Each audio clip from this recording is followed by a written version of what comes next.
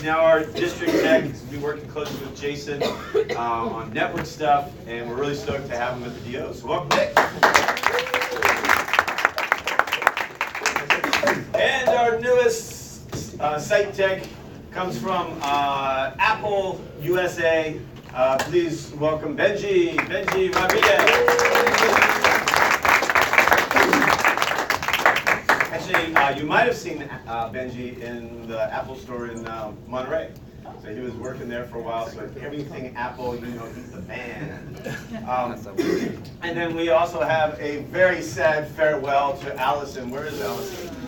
Over here, Allison.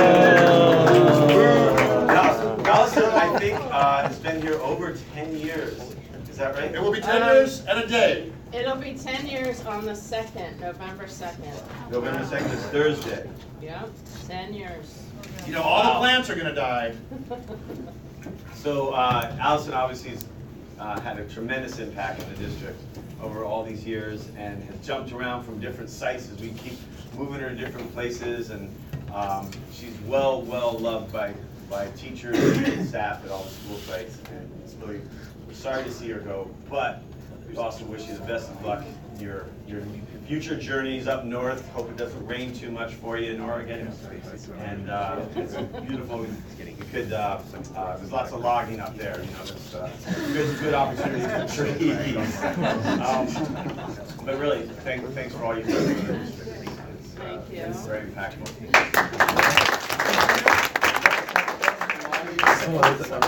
Maybe. Okay, could be. Did you sign this? You go, Dan. All right. Well, let me get started here. Back row. So, as you know, and we've mentioned before, the constant flow of technicians, it's like the tides. They come, they go, we hire, and we hire, and we hire. Right now we have 3 vacant technician positions, Yep, is that 3. right? So, and of course, the process is long and arduous because we also often require, constantly, we're trying to make sure that we get quality people that have experience that are really going to have a positive impact in the classroom. And so that process in some cases can take a while. So we have open positions, we're recruiting, we're filling Allison's position, we filled another position, and of course, as we bring technicians in, we want to make sure that we put new technicians at schools where they're going to be able to kind of pick up the gist, where they can swim and not sink, and that requires us to do some shuffling. And so, as always, there's always shuffling when we add technicians, and especially when we're adding additional technicians and increasing days, right? Like we increased most of the middle schools to 3 days. CHOP is still 2 days, but we will eventually increase that to 3 days. And we want to add additional support both to the high school and elementary school levels. So as we do that, there's going to be shuffling as well to make all those pieces match. And I'm starting to feel like we need a technician information system, and somebody who really knows scheduling to help us figure this stuff out because it's getting more and more complicated all the time. So anyway, we also are working on replacing Bruce Burnett, which we all know is impossible. Because as you know, he will be retiring in the near future unless we can convince him otherwise. And so far we've not been able to do that. But we're hoping to fill his position and have some overlap because, you know, he's threatening not to come back and help us after he retires. I don't know why. So anyway, we're working on that. We're still working on filling Williams' position. I would say the titles, but names are so much easier. So there's just a lot of hiring, a lot of recruiting. We're working closely with HR, and obviously, as always, if you know someone that you think would be a good fit, or that has any of the skills, or And that could be somebody in this room. or or friends outside that work in technology in some form, encourage them to connect with HR and work on EdJoin and apply. You want to get good people. Okay. Was that it? Did I miss any other positions? Well, I'd add that we have a new process when we're making changes of technicians. You should all be aware of this because what we need to do is we need to meet with anybody who's being affected as far as moving to a new location. We're going to meet with you and the union rep, and then we have this form basically saying that you've gotten the information. So when I let you know, hey, I need to talk to you and the union, if I forget to put down, and it's not a disciplinary thing, don't freak out. Okay? I've made that mistake and people have been a little freaked. So that will be coming up very soon. And because we're gonna have to make some moves of some various people, and I'm trying to talk to people informally in advance, so it's not a surprise for you.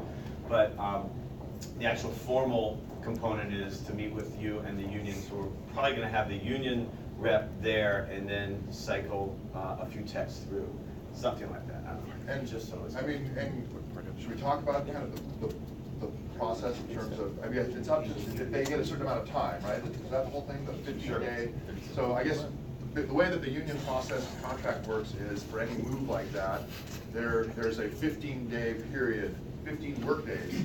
So once you're formally notified that your location will be changing in any, job site location, there's a 15-day period where you have the capacity to, I guess, appeal it, is sort of the reason for that. And so obviously, if you want it, you can go through that process, you can wait the 15 days, and then the technician would be able to move to the new site. If the technician agrees to it and doesn't need the 15 days or doesn't want to wait the 15 days, it would be up to the technician to say, I don't need to wait the 15 days, find the movie whenever, so that would kind of be up to you. So, and then obviously, depending on that, right, with all these puzzle pieces, it may be if one technician says, oh, I'm not gonna wait the 15 days, it doesn't matter to me, but somebody else wants to wait the 15 days, then obviously, usually we would have to wait the 15 days because we have to move this one to move that one and all those puzzle pieces. So anyway, that's the process. Right? Yeah, got it. All right, moving on. Any questions about any of that? No, you guys, that makes sense? All right. And in general, we're trying to do what's best for the school sites, what's best for the students, and also as much as possible, not drive everybody crazy by moving everybody all the time. Right? Trying to have a minimal impact in terms of just the shifts, but there's just no way around it. So. I want to emphasize that there's a lot of effort going into trying to minimize the movement for you guys, and also trying to minimize the movement for the sites. So it's not just like, it'd be very easy for us to go, oh, we'll just move everybody around each time. And we're not doing that. Scheduling is kind of a nightmare, so it's really a challenge to put it together. But just be aware that we're putting a lot of effort in trying to make it as amicable for you guys as possible. And obviously, you guys all understand the process too of trying to get a new site tech. You know what that's like because you were all new at one point, and all the different components of what's needed to go through and learn and all the training aspects of it. And obviously, we want to put those technicians at sites where they'll have that capacity to learn, but they won't feel completely overwhelmed. And some sites are much more complicated than others, right? So anyway, that goes into it as well. All right. So with site tech support, we're going to be changing some things around. One of which is the children's centers. And we've said this before, but somehow I don't think it's really been all that formalized. And this is tentative at this point. This is kind of where we're moving. The idea is that there's the children's centers, and almost all of them are on campuses, on school campuses. And so the site techs are taking on the support for those children's centers, okay? Some of you already are aware of that, some of you might not have gotten that. In the past, Wes has been doing a lot of that support, and we're putting other things on his plate, so we're trying to move these guys off. So it makes sense that you guys are at that campus. They'll use the help ticket system, and you'll need to consider them one of your sites or one of your locations to support. And it's not like you have to have a set schedule to visit them, although that wouldn't be bad. Like every Tuesday morning, start off there, for the first hour, check in with them. But if they've got nothing going on, then I don't think it's going to be a big support request there. But so what some of you were privy to an email that Kathy Lathrop sent out before. This is an edited version of that. So we have at Bradley State Preschool. If you don't know where these places are, you need to find out. So at Bradley, Silvestre is the tech at the site. Therefore, he should be supporting the school there, the Bradley State Preschool. Why it's called State Preschool, I don't know. Then there's the Landmark, and so Israel will be supporting the Landmark State Preschool. Calabasas, that would be for David Ho, that's State Preschool. Salsipuedes is Alianza area, and so that would be Jen. Freedom, Deb, the Freedom Children's Center. And then we've got Rolling Hills State Preschool would be Allison, and that's in Duncan Hobart, but also Allison will be supporting Duncan Hobart until Friday ends, and then somebody else will be doing that. Watsonville Children's Center, we've got Mike down there for right now, and see how we can make that work. Where is Mike? There he is. Keeping that is because it's fairly close. Rolling Hills, back to Allison, State Police. No, I skipped over Mike. Okay, Buena Vista. Right now we've got West, but it's probably going to end up being Saul or another district tech for now. We also have him on the post-secondary. He's been doing those, but we're going to be probably moving another district tech into those. I mean, actually, post-secondary is kind of near Mar Vista. We'll have to look at that. It is. It might make sense, instead of trying to drive all the way out there from here, hitting there from Mar Vista might Make more sense. Okay, questions, thoughts, comments? Does Maloney have one? Does Maloney have one? Yeah. Migrant. You throw Maloney on there? Yeah, you know, there are some migrant locations and. Oh, it's migrant. But, Well, Migrant Head Start. right, and Jenny supports a lot of their needs, but. Well, there's she no- supports Migrant. Oh, Head. you're right, that's not migrant Head Start. Migrant Head Start. There's probably more than one Yeah. migrant head start. Right, we'll get those on this list as well, yeah, those should be here Oh, too. migrant head start is very top. All right, more support requests coming your way. Anything else? All right, back to our agenda. All right, Mr. Bruce, give us a little, come on up here and give us a little info about the SIS evaluation. We've gone very far and done a lot of stoops, and I'm just gonna run to the bathroom. I'm long. I don't wanna wear that during this. Idea, thanks for sharing. Oh, is it? Just don't give it to Ryan, whatever you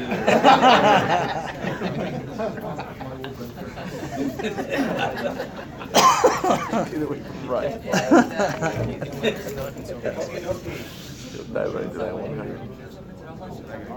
So as you know, we're going through this rather long, I'm not gonna say tedious, but thorough process of evaluating two SISs, Synergy and I wanna say ISIS, but it's, they call it ISI. But we had two site visits a week before last. About 15 of us drove, first of all, to Elk Grove to look at the Synergy product and talk to the folks at Elk Grove Unified School District. They have an ADA of about 60,000 they're building schools, and they just implemented Synergy. And then we went up to Fremont Friday and to look at the Illuminate piece too, and then with our district folks and met with some of the folks that do their actual work. Unfortunately, both sites, we were not able to visit site first. Some of the people were hoping that they were able to visit some of the registrars and attendance folks, but that didn't happen. And then last Wednesday, we got together in the afternoon with all the people who participated in the different reviews and also who made the trip up to the two districts. And it was a consensus meeting. There's no voting in this process. It's going to be chosen by consensus. And so Mark Brewer had us go through an exercise where we listed pros and cons for both products, and based on our job sets, so technology sat down together, attendance folks sat down together, registrars, teachers, administrators who deal with discipline, some district office folks who deal with program evaluation, a couple of counselors, and they all went down and they listed, we had a poster paper where we listed pros and cons, and then each group had an opportunity to share what those pros and cons were.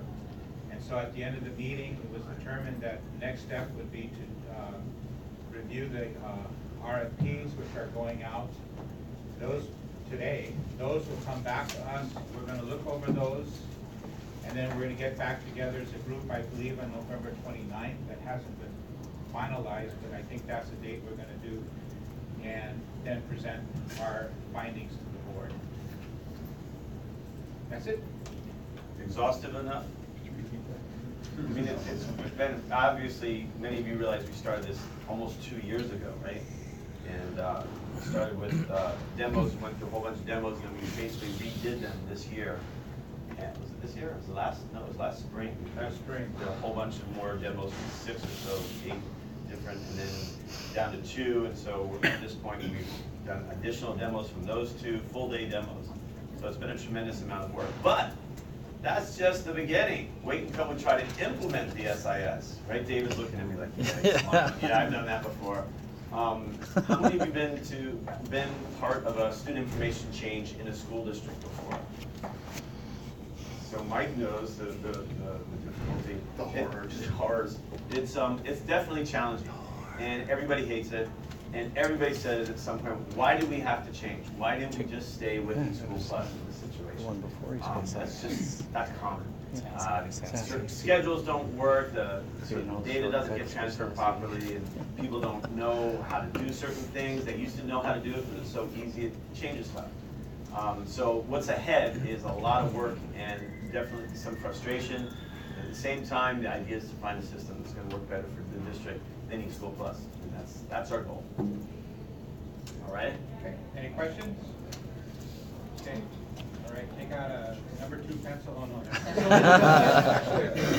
Yo. So previously, in one of our staff meetings, you guys indicated that it may be that we keep eSchool Plus. Is that still on the table? Good question. I think that's always on that's on the table. I don't believe personally that that's where we're gonna go. I think the general consensus is that people want to move on. Though when I talk to office folks, particularly on the phone, particularly the newer users who haven't experienced another SIS, they're so used to eSchool that they're nervous, a little apprehensive about switching over because now they use it well. So that's always on the table. Do we want to talk about, the board could decide not to fill out the money Right, to it will be replace. costly, and so there's always the reality that, and especially at this time and this climate, they may not want to move forward currently with a big expenditure. It's a distant third place right now, I think, though. I'd be surprised if we kept eSchool. There's a lot of momentum to move away from it.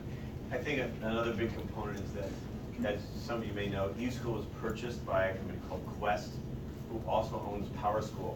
PowerSchool is a big competing SIS. And what we've seen since they purchased eSchool is that PowerSchool seems to be the one they're showcasing. And it's kind of like maybe they purchased it to take some of the things and integrate it into PowerSchool and let eSchool Plus die. So if we were to stay with eSchool, my guess is within a year or 2, they'd be saying, okay, it's time for you guys to move to PowerSchool.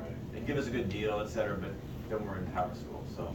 And it seems that 8 years, 9 years, 10 years is about the average life of an SIS before districts want to change. And we implemented eSchool. We worked on the implementation process 2008, 2009, and then we implemented it. We went live in August of 2009, so not quite 8 years, but pretty darn close. The other question is to, we're still trying to figure out in terms of implementation, are we going to implement it in the fall of next year, or are we going to push it out? So there's still some questions centered around that, that has yet to be determined. Okay, move on from the SIS. Gee, Anywhere Card Warranty website for repairs. So a number of you guys have been emailing me about like a lock is broken, or there might be a wheel that's broken, or something wrong with any of the Anywhere cards. Yeah. And they really want us to start using this website. If you go to the website, the only piece of information you really need off the card is the serial number. All you can do is create a help ticket, and then you just fill out this form right here. You gotta put your email, phone, obviously, and then down here, serial number of the card. And as long as it's under warranty, that part, there's it's basically warranty for 2 years, and then some things are a little bit longer than that, depending on what the part is. You put the serial number here, what the issue is, and then they should get back to you pretty quickly and then ship out that part. So data purchase, PO number is not required. Not required. I talked to Jesse, our sales rep, and he's like, I just need the serial number. Make sure you guys put in the serial number. We can figure, from the serial number, they can figure out the data purchase and the PO number if necessary on there. You should say how you get the serial number. Well, that I was gonna mention is on the lockers, there's a little barcode and it doesn't have the corresponding numbers on it, so you actually have to have a scanner, so you might need to borrow your library MediaTek scanner. If you don't have a handy dandy one, you don't have one on your phone, and scan it, get the serial number, and then put it in there.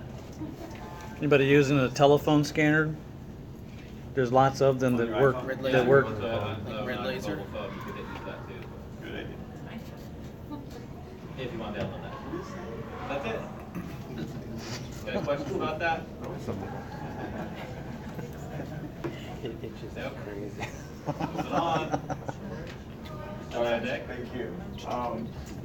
SEPA conference is coming up. As many of you are aware, I'm on the SEPA board, and the SEPA conference is once a year, an excellent conference where they've got a ton of the developers for products that we use are on the floor and sessions.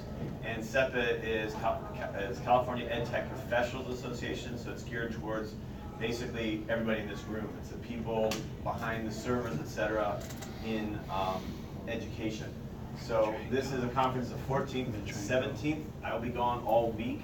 And then Dan, Jason, David, and G are going to be coming at some point. I think you're coming Tuesday, so they'll be here Monday, and I think some are here Friday. But understand during that week, a bunch of us will be gone at the SEPA conference. We'll bring back a bunch of good info for you guys on your return. Software licensing issues, Mr. Weiser. So Adobe. So many of you know we've been having a real hard time with Adobe. We've been trying to work with both Adobe and C-High to resolve some of these issues. C-High. But currently, I mean, part of the problem is that they don't really have a real enterprise kind of corporate process, at least going through C-High.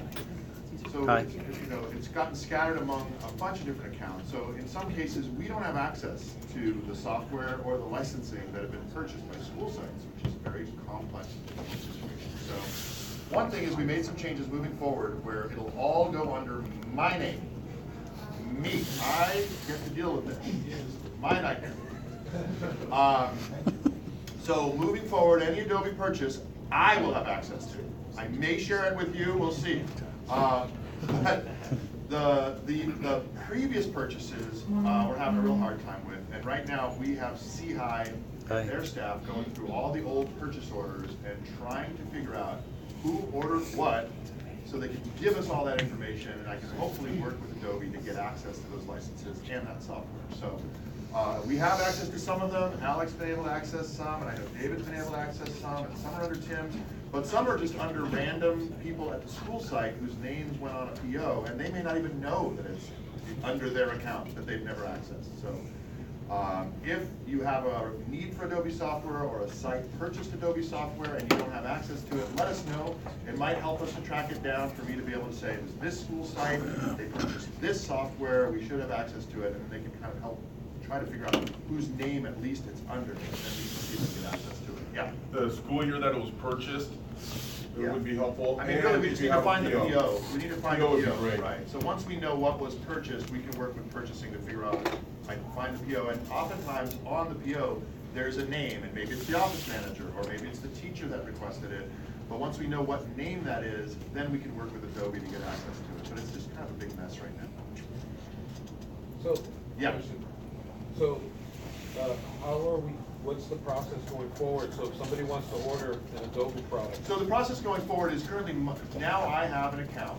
See, I used to log into my account, suppose it was all supposed to be under my account, I go in there, I have no software, no licenses, which was great. So I can log in, no software, no license. Going forward, I'll log in, I'll see the software, I'll see the license, and with my account, I can give other people accounts. Okay. So, if, PV High is buying a whole bunch of software, I can give David Russell access. through my account to access the software for PV High. Or I can give you access if it's done with DO or whatever. So I'll be creating accounts for you, and when I create the account, you'll get an email, you click the link, you log in, you put in your creative password, and then you'll have access. So they're gonna still be purchasing it through, like. So also, I get an email anytime new software goes in. One of the difficulties is, though, in that email, it doesn't tell me what site bought the software. It does have a PO number, but I can't access that PO because technology didn't submit it. So unless it's our PO, so I literally then have to go take the PO, send it to purchasing and say, could you tell me who bought this and what it is? And then they'll give me back, oh, that's cell phone or whatever.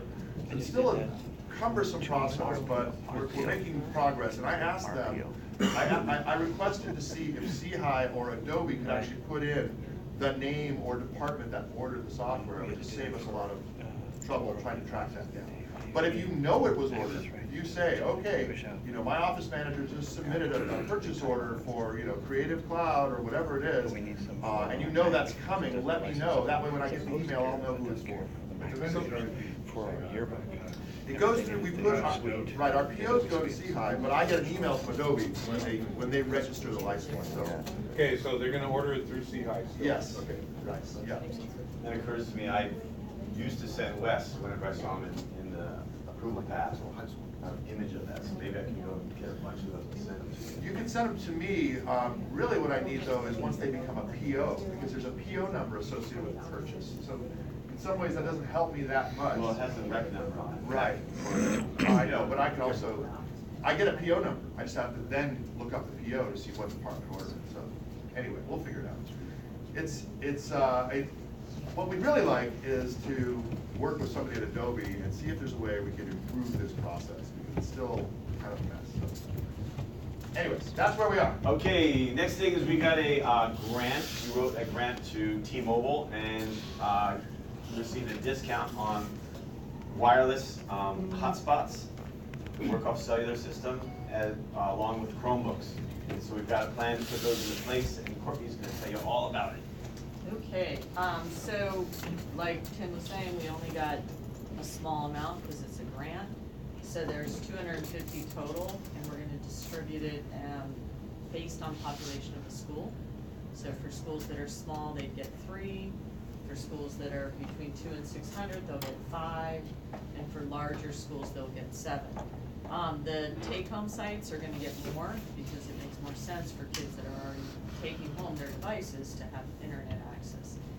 There's definitely not enough to support the need for the district. I mean, we're at like 80, as of the last Bright Bytes data, we're at 87% of kids have internet at home. So that leaves 13% still. And there's certain sites that's higher relative to the population. These hotspots have 2 gigs a month, and then thereafter, so it's unlimited, but it just means that it'll throttle, so that it'll definitely slow down. For those of you that knew about the Khajiits last year, which was a model pilot as well, those were, their filter was significantly limiting, and they didn't get YouTube, they didn't get other streaming media sites, etc. Whereas these will not be that severely filtered, they'll be filtered for adult content, but in terms of what sites, it's gonna be pretty open. Which means they can use up that data pretty quickly if they're not being used for educational purposes. So our goal is not necessarily to tell them what to do, but the intention is that they should be for students to do work at home. And then if they use up their data, then they're gonna be slowed down, they might not be able to do the work that they're capable of doing. So, something to keep in mind.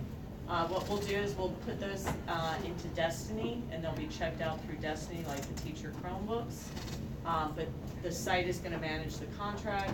The site is gonna manage getting them brought back at the end of the school year. And if the site wants to order additional ones, they can take advantage of the grant pricing, but they'd have to buy both the Chromebook and the T-Mobile together, the hotspot. I think that's it. We'll be communicating with the principals. The service won't be activated till either December or January, but it's a 2-year service, but we'll cut it off over the summer. So it'll end up being about 2.5 school years starting this semester, or next semester. Good. Same procedure if they're lost or stolen, like the Chromebooks?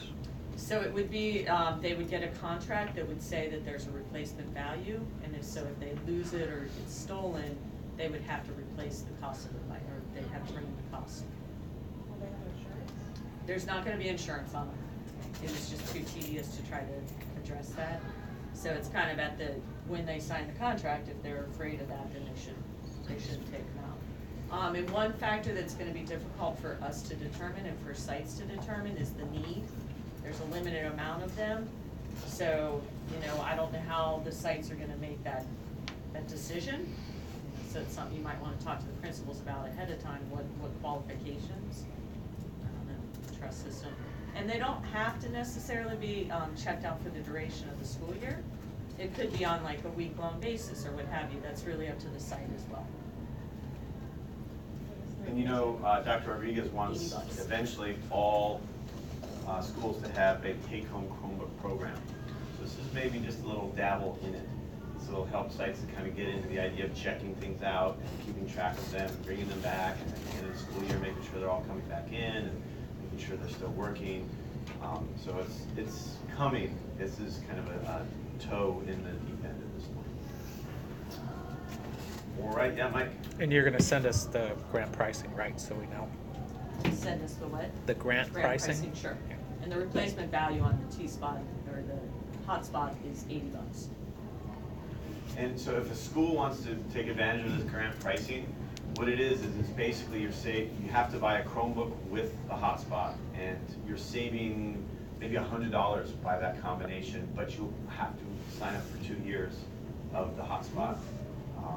It's a great way for T-Mobile to make a bunch of money. And we save a little bit of money if we want these hotspots. So we need to buy Chromebooks. It seemed like it was a nice pilot for us to try. Yeah, because we've got to start talking about our 5th replacement. So 5th replacement? Well, we have a replacement schedule for Chromebooks. The refresh process. Yeah, so. All right. Yeah. Cool. Where are we? TVs, front row systems. Want to say something on those guys? Let us know if you have problems with them. The front rows, we saw the first round definitely are out of warranty. The second round, I think it was 2 year to begin with, so we have a little more time on those. That's the front row system. The TVs were 1 year only, so vast majority of them are going or will be out of warranty soon. So if you have a problem with any of them, get them reported in to Ken.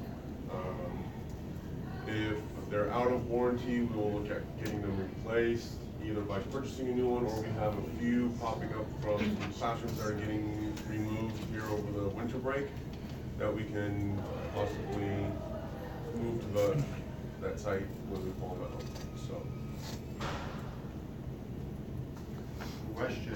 I've mentioned this before, but is it EKC now? Yes.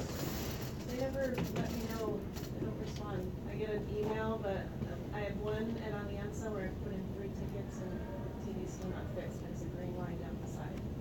So. Well, thank you for bringing that up. 2 things. One is I've asked them to respond to when something's fixed, to let the technician know and or whoever put the ticket in. So that should start happening going forward. If you have a ticket in for a TV that still is not working, that it's been a while, elevate it to David and he will get those guys. Or you know what, send directly Ken an email if you have his address, and CC me if you would, David and I. Okay. So that way they need to be responsive. Is anybody still having issues with the remotes? So I do have half dozen teachers maybe where the remotes have lost the settings for the dot cam. Does that happen to anybody else? Dot cam's never. Yeah. Yeah, they do. Most people don't use them, but there are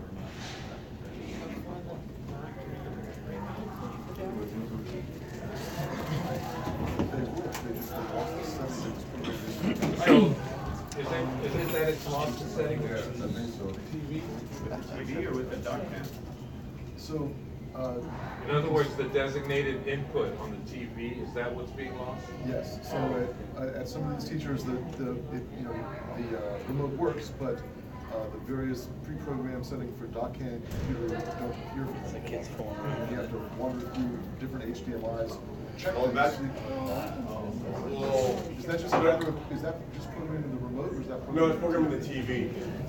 Yeah, and that could be, if the TV's on wireless, a kid's messing with the Vizio app and resetting the TV to the wireless. Yeah. Because they can, or, It's hilarious. Actually, they did it to this TV in here, and once they took it off. Wait till they turn it on music.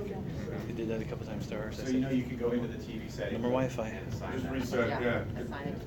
Keep them off the network. Don't join the TVs to the wireless network. It doesn't do you any good. You're not getting anything out of that. Watching it. So, Well, we still have to override, which means you're putting your password up on the screen in Yeah, front of exactly. the students. Do it on your device, and then plug into the TV in order to, if you're gonna stream something that requires override. We did look into, when we were installing them, whether to put them on the network. We were hoping there was a way that we could control them. We could turn them all off at 6 o'clock at night or something like that, but that wasn't available. Wes? yeah, so is it possible to get a list of all these TVs that are still under warranty and the ones that aren't anymore? What will you do with that list? So, because you'll look at the list and go, oh, this one's out of warranty, I can't even email him, you know? Because he's not really replying back, right? Even though I know you told him, he's not, so. So we're sort of in limbo, right, waiting, not hearing from him and not knowing whether it's under warranty or not. What I'd like to do is kind of go the other way. If we could get a list of all the TVs in the district that are having issues right now, serial number and room number, get that to David, compile a list, and then we'll go straight to ACT with it. Yes, I know my mom has to bring it off, because I think rather than looking up whether they're on. Not ACT. Keep core. We want to get them repaired anyway. Yeah, absolutely. All right. HDMI ports. Say it again, HDMI port. HDMI ports. So the ones that were put in by ACT are warranted. For 1 year, Is it 1 year? yep, from date of installation. If but it's they've been- stopped working after 1 year, we want to repair it. So we just need to know. okay. So help ticket for David EKC. after 1 year. Put it, for right now, keep putting tickets in with them. Do you know if they've added the new text onto that? I have no idea. Because I can't do it. Right, that's a big issue. I can't do it, I don't think David H. can do it. All right, and- so, well, and I'm sure Benji can do it. So No. let's get that added. So David will work with Ken to make sure we get all the testing on that. He's responding, Ken. I got an email from him last week for a short throw install, but it was at the end of the next day. But he's responding, just they're busy. Yeah, he responded to my help ticket too. Yes. Good. We want to see the response. All right, moving on. Google Drive desktop app. Gee. Google Drive desktop app. Oh yeah, so Google, Google used to have a Drive app that you could install locally on a computer.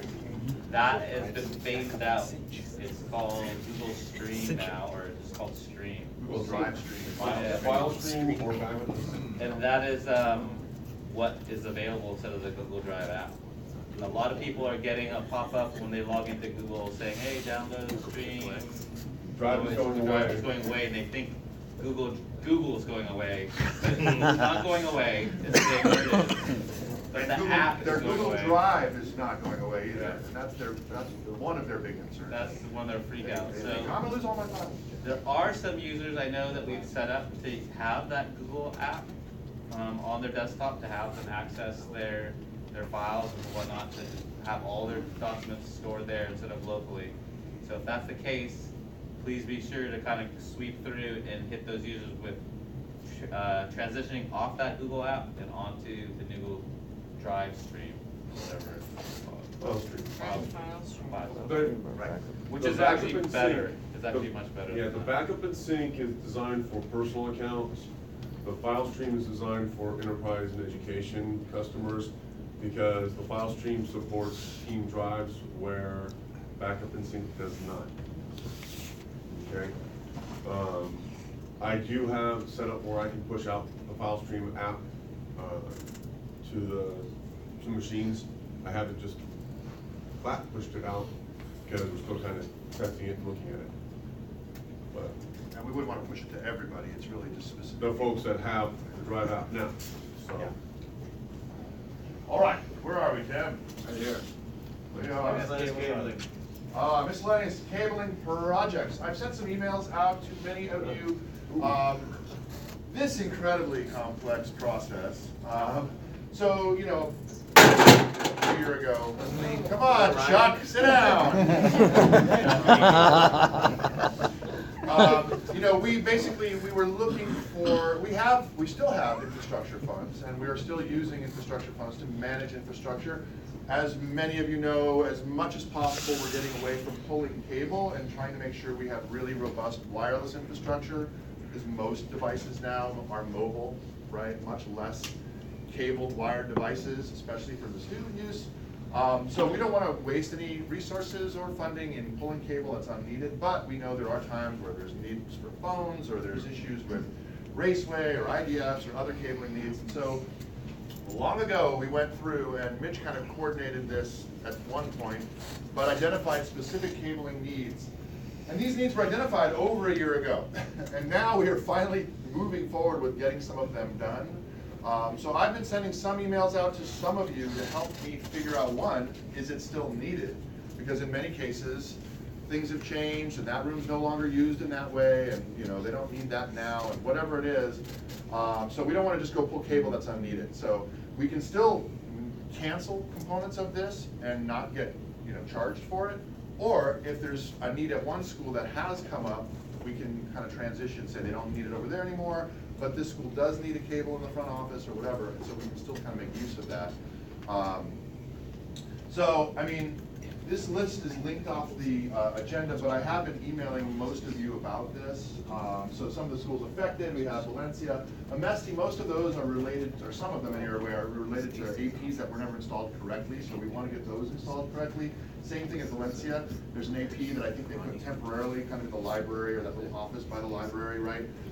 So if there's a location where you're seeing an AP that's kind of sitting, George did this in some cases because sites were having wireless issues, so he placed an AP in a temporary location. And if there's not, if you have one of those somewhere and we've forgotten about it or lost track of it, we want to get it cabled correctly. And there may be some, there already are some cables that have already been paid for that we can transition from one location to get that installed correctly. So, in other words, check out the list, check out your sites, help me to figure out if what's listed here is still needed or not, or if there's another need, and right now we're not going to go back out and do a whole bunch of additional cabling, but if there's something that's not cabled correctly, an AP that's sitting on a file cabinet that wasn't mounted on the ceiling correctly, or that's plugged into a wall port, not plugged into an actual AP port, please let us know about it, because I might be able to transition some of these resources to get that stuff done. Got it? So that list is linked off the agenda, plus I'm sending emails out to site techs and other people at the school site to just confirm some of this stuff. Yes? So if I've got a ticket in, this is a Renaissance High, that could possibly be covered by this, shall I add that to it, or? You have a ticket in where it's a location that needs a cable?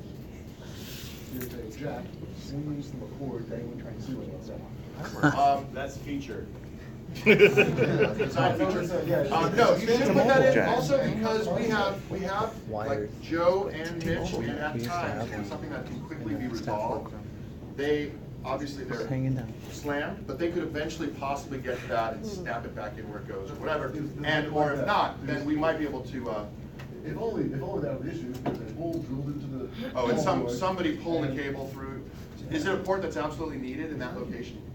Well, we can talk about it. We'll talk about it, yeah. Put a ticket in. But yes, definitely put a ticket in. Put a ticket in, and especially if there's something that's really funky, we want to deal with it. Usually if it's something, somebody drilled a hole and pulled the cable through, we want to cut it off and say, put the printer over there where the port is, you know? So, anyway. Moving on. Help ticket system changes. We're on a roll, Dan. All right, well, One thing, we're making some adjustments, as we mentioned earlier about the child care centers, making sure those tickets are going to the appropriate technicians.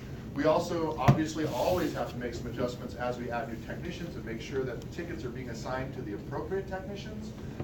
We've been adding in a few new categories, and I can't really remember them off the top of my head, but there's a few new ones that are going in there for specific things and making sure the tickets are assigned correctly. But if there's an issue, right, it's a complicated process to make sure, you know, the workflows are working correctly, that people are getting automatically assigned. And Wes reviews them all, thank God. Somebody knows what's going on. But if you're not getting the correct tickets, or if you feel like some tickets are going to you that should be going to someone else, please let us know, because as we make some of these changes, sometimes we miss something and things get a little wanky, is the technical term, I think. So let us know if there's issues with that. Yeah. This morning it was brought to my attention about someone not having mobile access to the system. So I went through and made sure that everybody here has mobile access to the system. So if you don't, then somehow let me know. Right.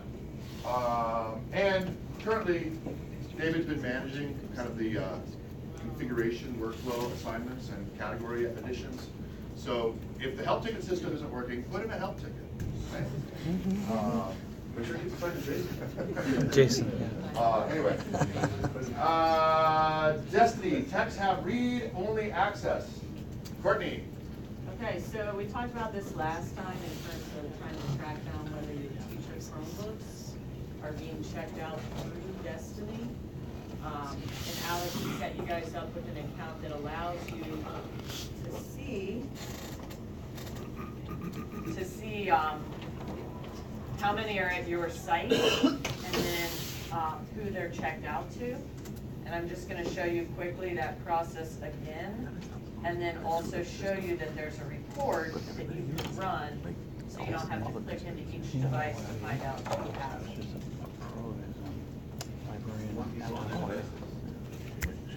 Yeah, she knows. I mean, sure. Thank You can follow along, or Yeah, you you guys can can take follow notes. along. If your login doesn't work, open it again. And the URL is pb-destiny.tbdsd.net. And it's your regular, it's not your tech account. Okay, so I'm just gonna start with Calabasas. And the way to check is just like if you've ever been into Destiny before, you click on the catalog and you are looking for the title Chromebook.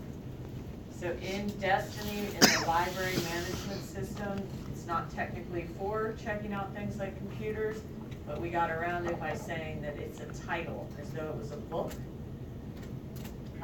That each type of Chromebook that we have in our district is titled something. So for the teacher, we have the Chromebook HP 14 and the Asus 300. So those are the two models, the two flavors that have gone out to sites. If you look over here, this is going to show you that 19 of 21 are available, which indicates to me that they're not checked out, so that they're probably somewhere at Calabasas, or they didn't get checked out through Destiny. And what we want to do is make sure that they are checked out through Destiny, because that helps Harendra and ourselves know how many are out there and how many are actually needed or being used. It helps the sites to maintain control over them. So if you go into that title, it'll say local copies available, 19 of 21. And when you click on see all, you'll see the copies at your site, but then you can also see them at the other sites. But that is most of the time not pertinent to you. Then if you click into one that's due, you'll see which patron it's checked out to. So that indicates that a couple people have gone in there. That's one way to go about it. I think really the best thing to do is just to look at your numbers. And at a glance, you can see that a bunch of them are available. Then you'd want to run a report to actually know who those are checked out to, especially if there's more than 2. So you go into your report builder, and then I'm going to show you how you would create it. I've already got one, but you would go into new report, And then what we care about here is the patron, so who has checked out something. So you click on the patron, I'm just gonna leave that at general information, or sorry, current checkouts. Then you click on the next, and in this case, this is just what do you wanna see in that report, what fields. You wanna know the barcode, that's basically how Destiny tracks patrons. But for us to see who that actually is, you do your first and last name of that patron. I put on patron type just to make sure that it is faculty as opposed to a student having them checked out. Or you would see it, you would be able to see that. You discern that by that patron type. And then your title, and then checked out. You also probably want the barcode copy, that's the asset tag, that's how we catalog them. And I believe that was the only field I chose. Next, this is just how it's grouped. Honestly, it doesn't, I don't really care on this. Let's do it by last name. Again, this is just how it's grouped, I have 10 logos on. And then the barcode patron, yeah, blah, blah, blah, how it's sorted. This is your count. You can find out how many patrons checked it out, and that would just be like a summary at the top, do that or not. Quick input, they don't have asset tags, or they do have asset tags since they're under 500? They are all asset tagged. Okay. They have the So they have the CDW tag, but they do not have an Portola asset Valley. tag. Just for clarification. But is it the asset tag there for the tracking of the device, not because Right. like Right. district inventory? Just wanna That's clarify. Under $500. Yeah. So they don't need to be asset tagged. All the ones in my library have got a 6-digit code starting with a PV. Yeah, there's Yes, some, Portola Valley. there was a brief moment in time that we bought from another company and they put in a different asset tag. But that was only for a very limited amount of teacher Chromebooks and a very limited amount of student Chromebooks that aren't even going home at this point in time, and probably won't be, so maybe they will down the road, I don't know. They can be put in there. Okay, and really the key to this report is you don't want to know what all the patrons have checked out, because this would be everything that they've checked out so far throughout the year. So instead, you want to make sure that the title contains Chromebook. And that's really your limiter. You can name it whatever. And then you save and run it. That allows you to run this multiple times in your report manager. It'll show up in your report manager. Okay, once you do that, you have multiple ways to view it. The Excel file might be an easier way for you to hold on to it, but here's just the HTML. And you'll see who's got those 2 Chromebooks checked out. So if you have a big staff, or you've got the majority, if not all of your Chromebooks checked out, this would be an easier way for you to verify that those staff members are still there, show the principal or whoever wants to know exactly who those people are. The return date for these was set to be 3 years from the time that they were checked out, with the idea that teachers are going to keep them if they're coming back to the site, but the site really needs to verify that if a teacher's leaving, do they have a Chromebook? So it won't necessarily show up as overdue, but a librarian can also run a report to see who has things checked out within that site. Any questions? If you guys need help with these reports, I'm more than willing to run them for you or show you how to do it yourself. Again. We're not giving any more teacher Chromebooks to schools that have Chromebooks that are not checked out. So if there's, for example, Calabasas, if they said, hey, we need 5 more Chromebooks for the teachers, we say, you first have to get all the ones that you have in Destiny checked out before we give you the additional ones. And to boot, we're probably not going to be buying any more teacher Chromebooks this year anyway. Funding issues, but that's still to be determined. Does that mean there might still be some available? No, that does not mean that. Is Destiny only for teachers, or is that also for take-home? Yeah, take home, they check them out as well. And the one-to-one take-home sites, that's how they're getting checked out. All right, thank you, Courtney.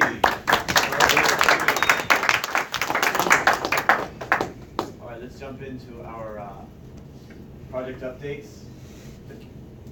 Documentation transition to Google. I think Jason put that on there, but Dan, You how's that going? know, you don't want me talking about this. I can't find anything in there. We are evaluating some other possible documentation and project management software. You'll hear more about that in the future. Right now, we've been transitioning a lot of documentation from SharePoint to Google. So many of you have already seen that. I think it needs a little more organization to it to make it more user-friendly in terms of being able to browse to what you're looking for. So there will be, we will continue to improve it, and eventually we may move it to a more documentation-friendly resource other than just Google Drive. But for now, current documentation, most of it's in Google. We've been transitioning it from SharePoint. So look there. And then there's some ongoing documentation projects that we've been working on, some like the new technician training documents and other stuff like that.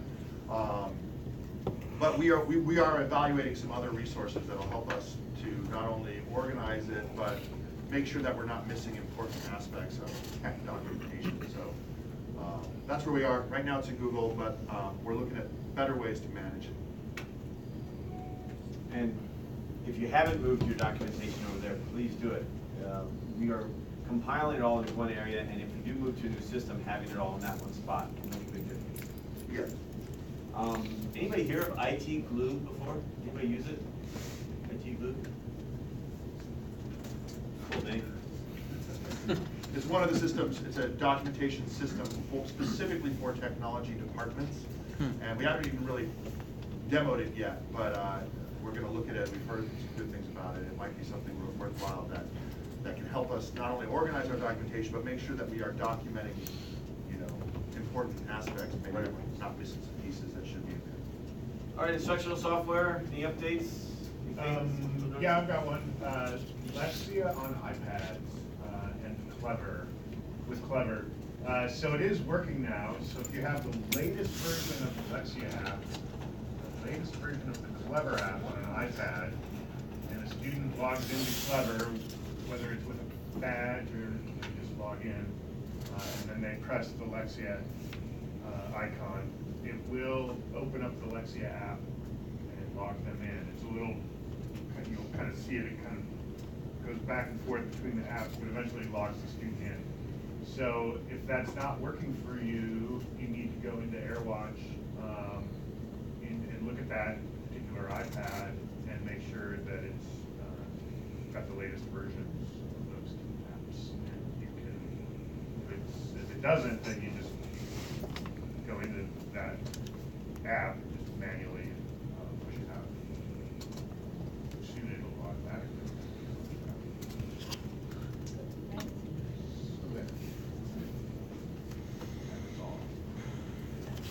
Other items? At the last AC meeting, they were talking about Lexia, and they mentioned that they're looking into increasing the use of Lexia during school day. Before they were using it after school, so now they're looking into using it during school day. And then we have seen it, some ACs requesting Lexia for kindergarten, and they want to use it on iPads and also Chromebooks. And then the ACs are requesting the Clever badges so they can use it on Chromebooks. So we're seeing a big increase in the Yes. use for Lexia. It's going to go up more. Right. Other comments, thoughts? Instructional software issue. All right. How about SIS, CalPads, anything, Bruce? Yeah, something really quickly. If you have a teacher come up to you while they're trying to take attendance in the Teacher Access Center, and the A column for absence is not selectable, just have them go up to the gear. There's a little gear icon and restore defaults, and that will reappear. I've gotten a few requests or asked for help in regards to that. So it's very simple. Just gear, restore defaults, and then they can take attendance to their heart's content. Thank you. District or site techs, any updates, any information to share? I got a question. I've been getting requests about iPad insurance for take-home iPads. Is there anything that we've got in this? I talked to Heather about that. Okay. And let her know that we don't have insurance for iPads going home. It's up to the site or the department in her case, whether they would want to set it home and just, they need to work with the parents if something happens, basically. They can sign an agreement. I gave her an iPad contract, take-home contract. Okay. That she needs to work with the family if something happens and understand that it's really on her department to replace it. Okay. One of the issues is Chromebooks are $200, iPads are close to $800 a piece. Yep. So the $25 Yeah. I would much rather send home a Chromebook, but Yeah. 400 for a student. All right, anybody else? Good of the order. Yeah, Vicente. I just want to acknowledge two technicians. First one is Deb. She's been working hard at Mar Vista, and then she was helping with MovieMax.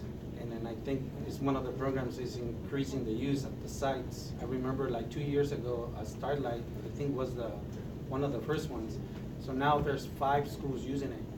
And then she's helping enrolling the students and the site level. And then there were 2 teachers pushing it they want to have it too clever. And she helped me out testing it. We testing it with 2 teachers and they're using it successfully. So kudos to them. Kudos to that. The other site tech, it's Joseph. He's been helping me out testing a couple applications, and one is Lexia through the iPads. So we work back and forward. Well, it works on my end. Well, it doesn't work on this one, and doesn't work on this card. So thanks for helping us in this collaboration. Okay, Joseph. Any others? Yeah. I have a question. So I know you mentioned earlier with the iPad, you guys having to go through a process to get it replaced. What happens if there is a situation where it's a take-home iPad, they break it, but then they take it to the Apple store to get it swapped out there, rather than bringing it back to a site tech to get it taken care of? You shouldn't do that, Okay. because the serial number is correlated to a specific purchase order and such. Because I've seen people do that before, so. Are they getting the screen replaced or the whole iPad swapped out? The whole iPad swap, because they don't repair them at all, they just do direct So swaps. it's under warranty, or how are they We swapping have, it? we have very few take-home iPads. Yeah, so how they're doing that? You're saying from your experience at the store, you saw people come in and doing that? Because we can swap them out and systematically Apple changes the serial number on it, so that it then becomes under that new serial number gets under their ownership, or whoever purchased the iPad. And you can do that even out of warranty. It's like $300 at most. So there's an issue though with our MDM where it's not going to be enrolled, and so that might work to a point to get the actual device replaced, but then to have it managed and have the application on the iPad that the student should be having. Once our iPads are scratched. In general, we request that no one do that. Not to say that it doesn't happen, it probably does, but almost never, because also we have very few take-home iPads. Really just like one class currently, if that. I'm sure districts where it's a one-to-one take-home iPad initiative, they probably have a lot of that going on. Good question. Anybody else? Something else? Okay, yes. I have a question. What happens if, like, say, a staff member leaves the site or the district and they don't return the equipment that was loaned down to them? What do you guys do? They don't respond to emails, CC the admin, no one responds to anything. It becomes an HR issue if they're really not returning equipment that belongs to the district. So as a technician, send them an email. If you don't get a response and you made some effort, go to your site administrator and make sure they're aware of it. And if you're still not getting any movement, at that point, involve me. I'll work with HR. Yeah, people definitely, and it always works a lot better if you know somebody's leaving, Allison, to before the last day, so that you don't have to chase you down. We send Chuck. Chuck's retrieval. And then also, just another item there, as people are leaving, another thing that happens oftentimes is they need assistance getting all their content out of Google Drive. And SiteText work with them, and use Google Takeout often to do that, but make sure you work with somebody if you know they're leaving, and make sure they're getting their files out and into a personal Google account or Takeout account. Okay, so there's two other things I want to do, which is basically two different pictures. So what I'd like to do is get a picture of everybody, especially Chuck, up here. It has any kind of outfit going today. And then the second picture will be everybody else with the name tags, and we'll all just come on up here. So we'll get two pictures, those that are kind of decked out today, and then another one with everybody with name tags. Salud! Salud! Salud. Dinero. Can we get Chuck falling over the table with you? That would be great. Get your video cameras out. All right, so let's get people that are decked out. Come on up. Do it again. That's what you get for listening. That's the price of fortune. Price of fortune.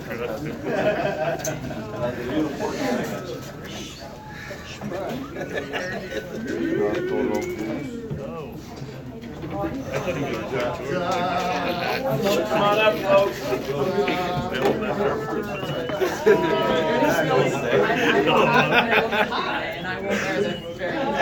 on, Chuck.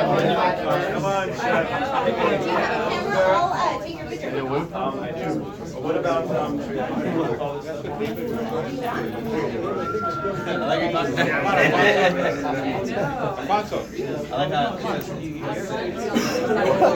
This guy's a tech.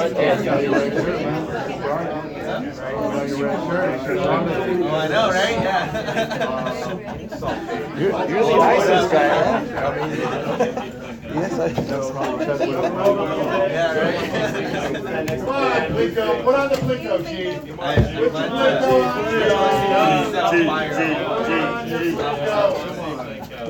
Hold on. Get your Plico over here. Sorry. And I have a chance to smile. No, you can go ahead. Having all the prices right people all together in one location. None of it makes any sense. Sorry. It's Hi. okay. We're coming closer. We're close to this thing. Come on, real close, you guys. Hold that up over your head. Come on, there you go. There you go. Over. Come on down. You're covering Plinko. Sorry. Take a few of them. Just like hold your finger down. Oh wait, I had my right foot upside down. You guys didn't tell me. They knew that. This is live. I think it's better if you get them. If you're gonna get them from below, well, as long as you get us all in there. I feel like I have to squat. Yeah, I have. Stand up. Stand up. You're hiding. There you go. Is that better? Just a touch. There you go. Oh, yeah. Yeah. There you go. 500 photos.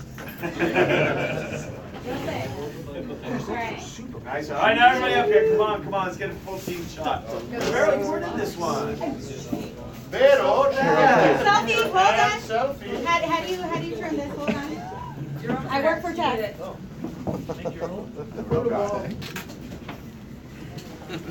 All right, wait. Now we're gonna do all prices. Yeah. Come on. Get your name tags up here, everybody. Everybody up here. Come on. You can't fit everybody up here. You can't handle it.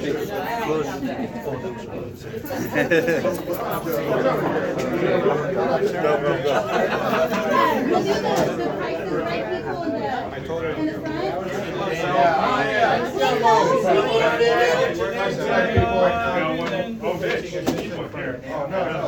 Hold that, Mitch. Hold that. There you go. Come on, Wes. Come on in here. We're missing one more, right? Who hasn't? Allison better get in this picture, because it's our last one. Yeah, get in there, Allison. Your costume is too frightening. Come on, Alex. All right, G. I'm gonna put you on the spot. You need to go in front. Sorry. There you go. Perfect. G, cue music. Stand behind me. Music. You want the music? Cue music. Like literally you? There you go.